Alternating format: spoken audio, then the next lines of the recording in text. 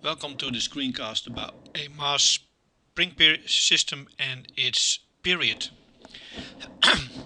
Okay, have a look at a mass spring system, which looks basically like a spring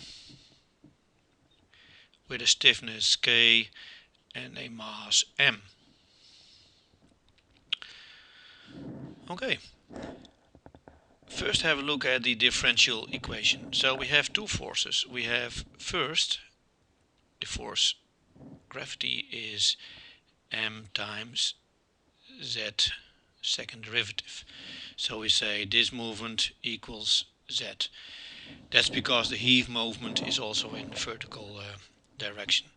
So second force is the spring force, which is something like minus k times the z. So the stiffness times the distance you pull the mass m. So these two forces should be equal at all time. So we can say that the mass times the second derivative equals minus k times z. So we put that one to the left, so we get m times second derivative added by k to z equals 0. So here you see that there is no component with, say, b times the first derivative. That means that in this case there's no dampening.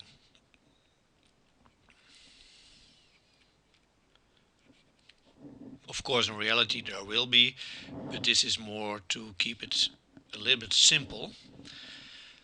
Next step is we would like to solve this differential equation. So we know that if this starts moving, it's a kind of sinus movement. So it could look like z is something like an amplitude times sinus omega t.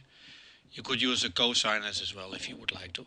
So we put a z over there and we need a second derivative. So first derivative of a sinus is a cosinus, so we get a times cosinus omega t, and the derivative of omega t is something like omega.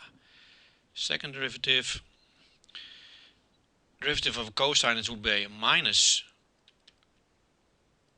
sinus omega t, and the derivative of omega t is something, another omega, is over there. So we put these into our differential equation, we get something like m times minus, put it over there, a omega squared times sinus omega t added by k times a sinus omega t, and that would be 0. So I see here an a and a sinus and an a and a sinus. Okay, I take that apart and I have minus m omega squared added by k equals 0.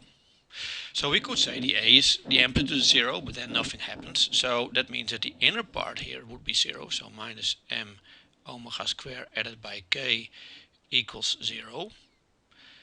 We could write that differently. We say m omega squared equals minus k. So I make a plus over there, and we say omega squared is something k divided by m, or omega equals the square root of k divided by m. This is very nice for scientific people, but sailors, navigators, we think in time, not in frequencies. So we ask ourselves, what would be the period? Well, have a look. We know that omega, excuse me, equals 2 pi f, frequency, equals 2 pi times 1 divided by t. We just found out that omega is also the square root of k divided by m. So if we combine these two, we say 2 pi divided by t equals square root of k square root of m. Okay, in order to find T, we could say T equals 2 pi times square root of m divided by the square root of k. Now put that decently, you get something like 2 pi times square root of m divided by k. And that's the same thing we saw at the beginning of our screencast, saying something about the period of the mass spring system. We'll have a reality check. If the mass increases, what will happen? Yes, the period will increase as well. If we increase the stiffness, yes, the period will decrease as well. Okay, that seems reasonable. Next thing we have to do is translate this to the heave movement of a vessel, and we ask ourselves, what is the heave period? But that's in the next video. Thanks for watching.